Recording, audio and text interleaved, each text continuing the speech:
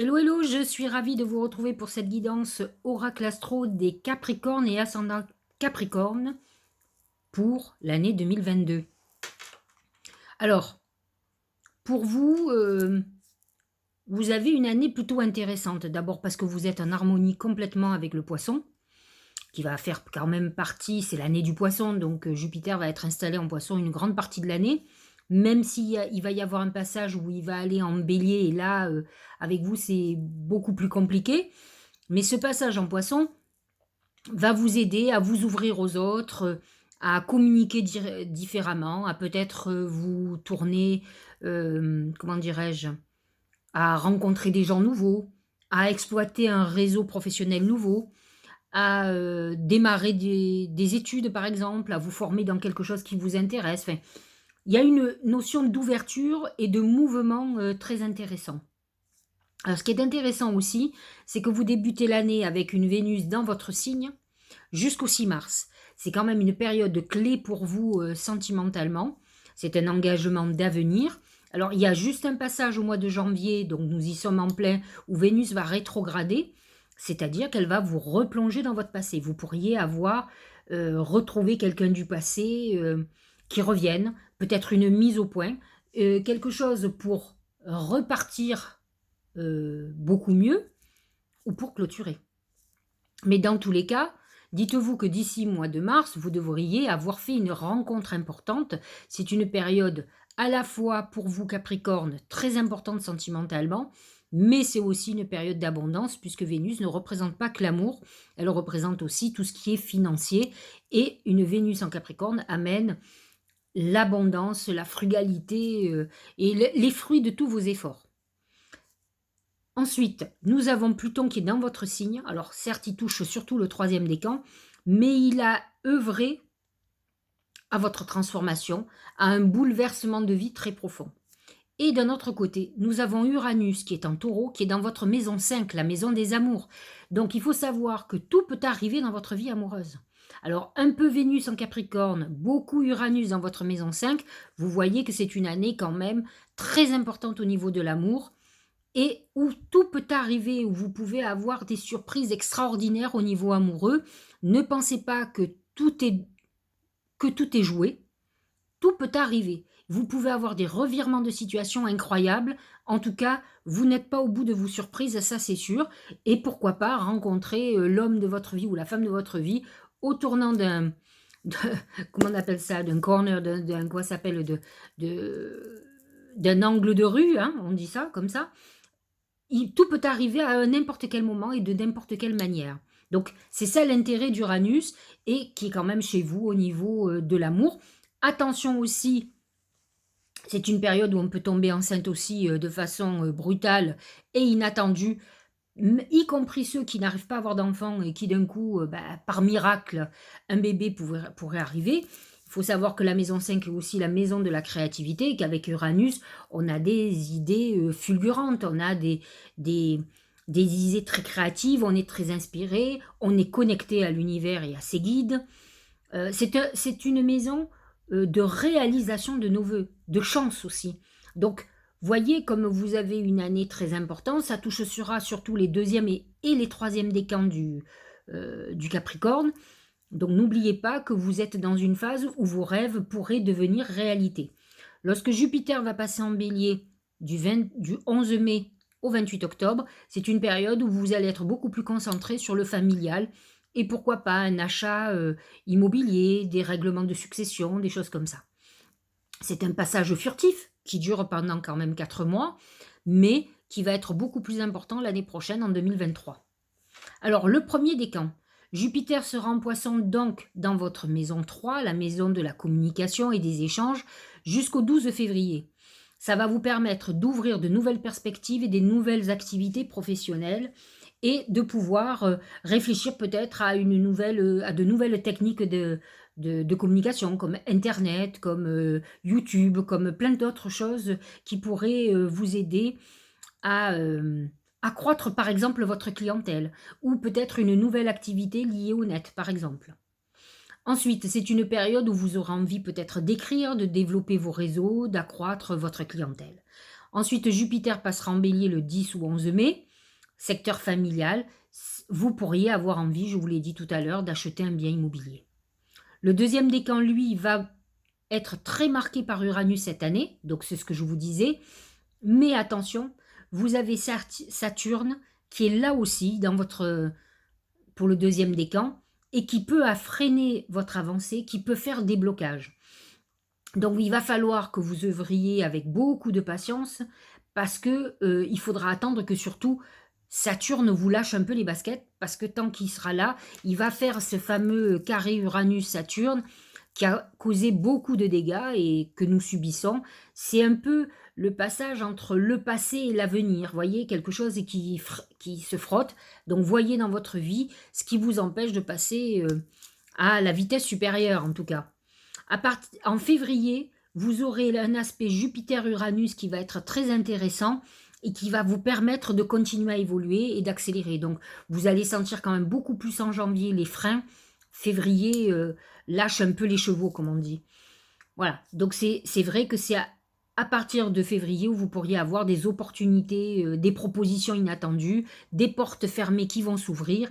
Enfin bref, il y a une accélération de votre croissance, de votre évolution.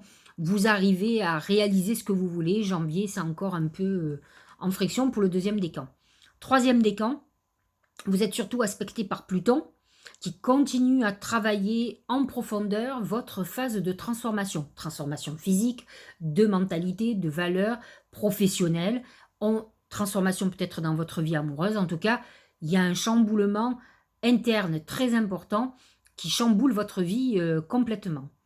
Jupiter va être en harmonie avec Pluton, mi-avril à mi-mai, et ensuite fin octobre. Et c'est vrai que là, vous allez voir, vous allez sentir comme un vent de liberté, comme si vous étiez délesté d'un gros poids. Donc c'est vrai que ce sera le moment de continuer à avancer. Vous aurez eu raison de persévérer, de ne pas lâcher, parce que ça va être le moment où vous allez récolter le fruit de vos efforts, avril-mai et fin de l'année. Voilà pour le troisième décan. Alors comme vous le savez, je regarde toujours les oracles, je ne me fie pas qu'à l'astrologie, mais je fais une corrélation entre l'astrologie et ce que veulent me dire les oracles. Vous avez un oracle principal, en tout cas, qui parle de comment vous allez avoir de la chance, et regardez, ce sont les fleurs. Je trouve que c'est un très beau message pour colorer votre année. Les fleurs représentent la réalisation de vos vœux. En astrologie, c'est la maison 11 ou la maison 5. Et vous, Uranus, donc le taureau, est dans votre maison 5. Donc c'est un moment où effectivement, vous pourrez avoir une connexion très importante où vous allez avoir vos vœux qui vont se réaliser cette année. C'est vrai que ceux qui vont être le plus touchés par cette phase d'Uranus, ça sera les deuxièmes décans, mais sachez-les, les fleurs vous concernent tous. Donc cette année, que ça soit professionnellement, sentimentalement, vous êtes dans une année aussi d'épanouissement. Peut-être avez-vous vécu des trucs très difficiles comme une séparation amoureuse, un divorce, un clash au niveau professionnel, une perte d'emploi, enfin peu importe. Sachez qu'il vous attend cette année une très bonne surprise là où vous avez été en souffrance en 2020-2021. Donc faites vos vœux. C'est vrai qu'on a passé la nouvelle lune. Là, nous allons avoir une pleine lune le 19. Soleil Capricorne, lune Cancer, elle vous concerne. C'est une phase de guérison. Donc, c'est le moment de faire le nettoyage et de commencer à récolter les fruits à partir de février. C'est ce qu'on vous disait. Et voyez, les fleurs représentent toute voyez, comme si vous étiez dans un jardin rempli de fleurs, rempli de fruits. On est dans l'abondance aussi, c'est ça les fleurs. Donc ça peut être une année de mariage, une année de bébé, une année de rencontre amoureuse extraordinaire, un très beau projet professionnel qui démarre. Donc on est dans quelque chose de très positif. On est dans une période de chance, ça pour le coup c'est clair et net. Au niveau travail et argent, c'est la bouche. La bouche représente la communication, les mots, les paroles qu'on va employer, la manière dont on va s'exprimer, c'est la communication. Donc c'est vrai que c'est une période où ce que vous allez dire et la manière dont vous allez communiquer va donner un sens important à votre vie. Que ça soit au niveau amoureux, que ça soit au niveau professionnel. Alors là, on parle, attention, excusez-moi, là on parle professionnel. Donc il va falloir absolument que vous osiez, que vous disiez les choses. Il faut que vous fassiez attention aussi de la manière dont vous dites les choses. Alors n'oublions pas que nous avons Jupiter en Poisson dans notre maison 3, qui est la maison de la communication. Donc on voit que la bouche va avoir une importance, surtout au niveau professionnel. Il faut oser, il faut avancer, il faut... si vous avez un projet à aller voir un banquier, ça sera le moment de vous battre pour ce projet. Donc vous êtes dans cette bonne phase et je pense qu'il faut quand même pas oublier, donc c'est favorable pour les négociations, c'est favorable par exemple pour les avocats, pour les plaidoiries, c'est favorable pour tous ceux qui s'expriment, ça peut être aussi favorable pour ceux qui chantent, pour ceux qui font du théâtre, pour tous ceux qui expriment les choses, professionnellement parlant. N'hésitez pas à demander, à solliciter votre banquier, vous êtes en bonne période pour le faire en tout cas. Au niveau sentimental, c'est la croix. La croix, attention, c'est la représentation de quelque chose qui est mort. C'est la fin d'une époque, la fin d'une histoire. C'est la fin d'une situation aussi, hein, parce que ça ne veut pas dire que c'est un amour qui meurt, mais ça peut être donc la fin effectivement d'une histoire d'amour, que ce soit par une séparation, une déception profonde, un divorce. Ça peut être aussi la fin d'une situation qui peut-être a été très difficile, c'est-à-dire qu'on va commencer à avoir le bout du tunnel. N'oubliez pas que l'oracle principal, ce sont les fleurs, et qui amènent cet épanouissement. Donc on sort d'une période sombre, ou peut-être on a été très triste, l'année 2022, on n'est plus là-dedans. La croix amène aussi la foi en notre destinée, la foi en un renouveau amoureux. Donc n'oubliez pas que, de toute façon, après la pluie, le beau temps. En tout cas, sachez-le, si vous êtes dans une phase où vous êtes en train de guérir d'une histoire amoureuse, vous avez un renouveau qui se présente. Ça peut être une histoire qui redémarre, une histoire qui s'est arrêtée, mais ça peut être aussi un nouvel amour. Au niveau de la santé, c'est le serpent. Le serpent, attention, ça représente le médical. Donc ça veut dire que c'est une année où vous risquez d'avoir des soucis de santé. Faites attention surtout en fin d'année, lorsque Mars va rentrer en Gémeaux à partir de fin août jusqu'à la fin de l'année. Hein. Et là, parce que Mars sera en Gémeaux en votre maison 6, et là, ça peut déclencher des problèmes, une hospitalisation, une intervention, des soucis de santé qui peuvent être là. Donc, malgré tout, il n'y a rien de dramatique, mais il faut que vous preniez soin de vous, que vous vous surveillez, et surtout si vous êtes en traitement, prendre bien vos traitements, parce que c'est une année quand même marquée par tout ce qui est médical. Donc c'est une année aussi, alors quand on sort du contexte purement médical, on peut parler aussi de santé psychologique, où vous pouvez avoir des moments de haut et de bas, et surtout avoir une difficulté à encaisser par exemple une trahison, ou quelqu'un qui vous a menti, qui n'a pas été honnête avec vous. Le deuxième message très important, j'ai demandé aux oracles, qu'est-ce que vous devriez faire de particulier, quelle action vous devriez entreprendre cette année. Et il est sorti le chien. Le chien représente l'ami, l'appui, la personne qui va vous aider, le piston, quelqu'un qui vous protège, hein, qu'il soit vivant ou décédé. C'est le proche, c'est celui sur qui on peut compter, mais c'est aussi le côté familial, ce n'est pas que l'amitié. Donc c'est vrai que c'est une année où il va falloir que vous preniez conscience aussi des gens sur lesquels vous pouvez compter, qui pensent à vous, qui sont là pour vous, peut-être demander de l'aide, peut-être avez-vous un mode de fonctionnement un peu individuel, et peut-être que cette année, il va falloir que vous comptiez aussi sur les autres, que vous vous entouriez bien. Je pense que vous avez besoin de sentir des gens sincères près de vous, et c'est une année qui va être marquée par ça.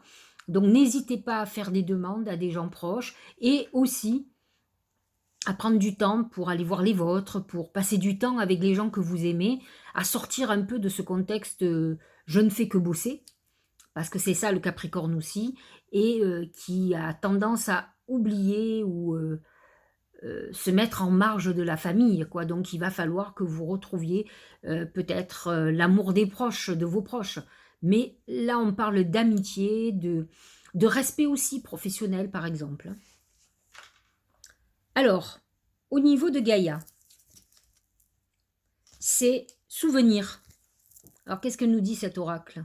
Des émotions passées refont surface. C'est une année où il va falloir réfléchir sur le passé.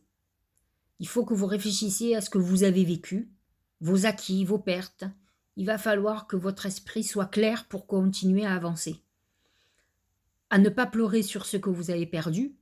Par contre, il va falloir, parce que c'est une période un peu peut-être transitoire dans laquelle on vous dit, c'est vrai que le Capricorne, encore plus le Cancer qui représente le passé, le Capricorne symboliquement représente la vieillesse, donc on a besoin aussi du souvenir.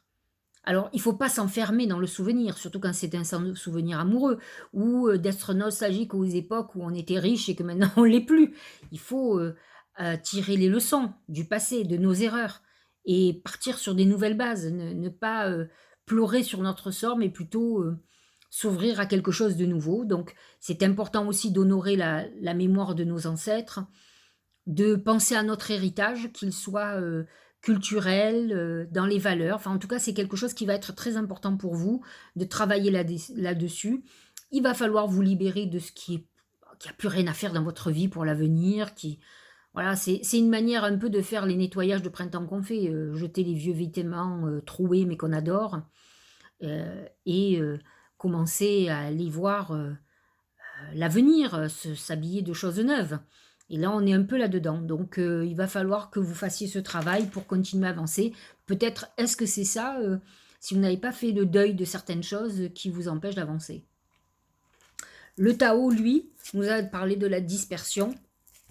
Alors, je vous lis la carte. Négativité diffuse, rétablissement de l'harmonie, circulation, revitalisation, dissolution des divisions, éclaircissement.